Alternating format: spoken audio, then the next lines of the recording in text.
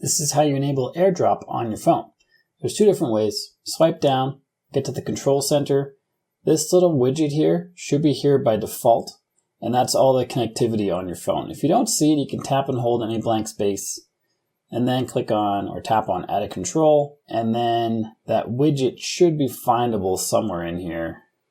Connectivity, there's the widget right there. You can also have separate widgets for each of the individual things like airplane mode, AirDrop, Wi-Fi, all those things. So if you don't have that widget there, that's how you can get it. And once you have it there, if you tap on the big circles, it's going to turn those options on and off with these two smaller circles here. So tap anywhere on this widget that's not the big circles. Right there, for example.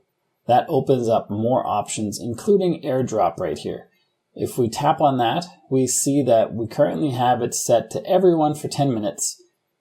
We can also choose contacts only and receiving off.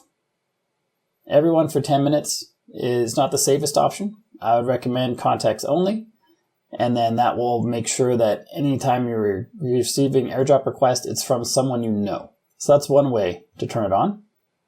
Another way is if you go into the settings, and on the first settings page, the main one, go to General, then go to AirDrop. Here we have those same three options. And you can pick the one that is correct for you. You can pick the one that is correct for you.